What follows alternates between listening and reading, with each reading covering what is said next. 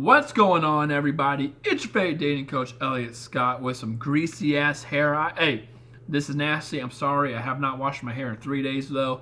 Just been feeling lazy, been feeling tired. Just not wanting to do it. I'll do it right after this video. But as you can see, with horrible hair, Poe and Elvis somewhere over here, and bad lighting, as you can see by the title below, we're going to talk about 5 things that guys do to manipulate you.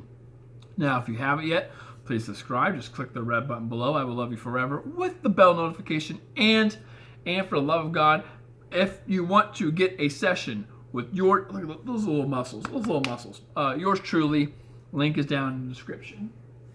Come here. You want to get in the show? No? Okay. Okay, so if I'm looking down, this is why.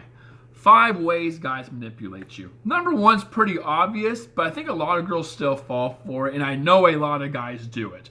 And that's where they find a way to discredit you. They'll say, there you go, overthinking again. Why are you always in your own head? Why do you always do that? You're just being crazy. You're just being delusional. I don't know what you're talking. They find a way to discredit you. And again, I wrote it. I have the stuff down here. He'll say, "Oh, you're making something out of nothing again." Or, "Do you remember last time you did that? What happened?" Exactly. Or, "Do you remember last time you accused me and nothing happened?" Again, exactly. You just overthink things, hon. You overthink things all the time. You got to get out of your head, man. You always do that, and it starts a problem. It starts a fight. And the reason this works really well is a lot of women, you lose momentum, because if you're arguing about something and you're attacking him, or you're coming forward full strength, and then he says that, you lose momentum because you stop back. It hits you a little bit, and you're like, well, am I overthinking? Am I in my own head? Am I accusing him of something and I'm not exactly sure that he actually did it? I'm just, again, in my own head. Because if that's the case, you don't want to make the mistake, because you desire the guy so much sometimes that you fear losing him, that you're like, okay, you know what? I like the guy. Let's just make sure that if I'm attacking him, or if I'm overthinking, or if I'm doing this or that, let's make sure I have something to argue here, to debate. Because if I don't, then I'm going to look real stupid. So it really pushes women back and make them think, okay, am I in my own head? Works like a charm. It's a very good manipulating tactic. I would say that it's the number 1 tactic that all guys do. See it all the time. And I see it all the time with my clients. They'll come to me and they'll say that he said this, he said that. I'm like, that's a manipulation tactic. Number 2, kind of the same thing, but he creates a negative frame of you. So this is like the same number 1, but he goes outside of you and him, like the bigger circle. He'll talk to other friends. He'll be like, hey, Sarah's overthinking again. Sarah's in her head, so take everything she says with a grain of salt. Or he'll say, oh, you know how Sarah or Emily or Gertrude, whatever effing name you want to use, you know how Gertrude is. She's just in her head again. She's overthinking. Take everything she says with a grain of salt. Again, he tries to turn everybody against you, to the point where it's not even manipulation. You're going crazy, right? Because you're like, no, I know I'm right. But if he does number 1 and he does number 2, you're thinking, again, because it stops the momentum, it pushes you back, it keeps you, or stops you in your tracks. You're thinking, okay, am I overthinking? Am I going crazy? Am I actually able to argue what the hell I want to argue, or am I just in my own head?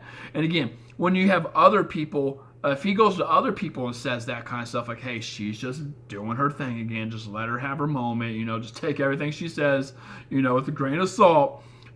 Then everyone's just like, okay, yeah, sure, there you go. Oh, okay. They're gonna half-ass you, and again, it just makes you go crazy.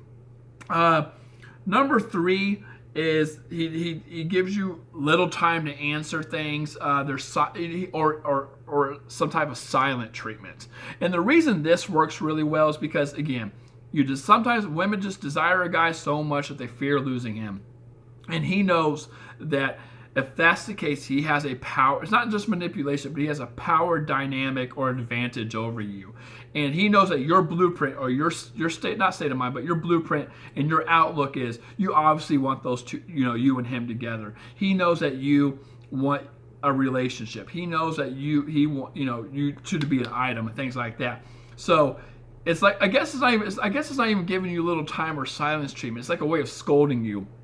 If you don't fall in line to what he's saying, he's going to pull back and he's going to give you the silent treatment, and then that's going to again, it's a conditioning thing. Then that conditions you to be like, okay, I'm not going to just confront him anymore. I'm not going to do that anymore. Or you just forget about it altogether and you start chasing the guy, and that's how he gets his power back again. I see this all the freaking time. Come here, I know you want to be in this video. Come here. Whatever. I see it all the time. Number 4 is he minimizes his actions. Again, I'm beating a dead horse here. I see this all the time.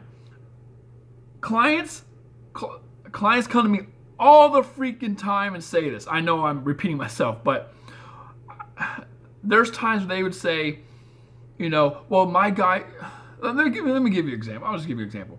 There's times where, guys would say something like, well, yeah, I was looking at her, or it was just texting. It's nothing serious. It was just texting. Would you rather be fucker? And that really screws a girl up, because he tries to he minimizes his thing by bringing a bigger thing in there over there, and now you're trying to justify the actions when actually both are wrong, right? But you're thinking, oh, well, it's not so bad because it is just texting, compared to, sleeping with her and going out with her and cheating and things like that. But again, both are wrong, so guys will say things like, I just looked at her, hey, there's guys out there who are cheating on their wives. Do you want me to fucking do that? Do you want me to be that kind of guy? Or at least I'm not that kind of guy. And a woman would say, well, that's true, but I just don't like when you do it. Okay. So, and again, he'll say, okay, that's fine, but it was just texting, hun. It's not like I'm sleeping with her. Oh, that's what they really say. It's not like I blank, or it's not like I was going to blank all the freaking time, okay? And of course, 5, which you all go through, because this is what I do for a living, is love bombing.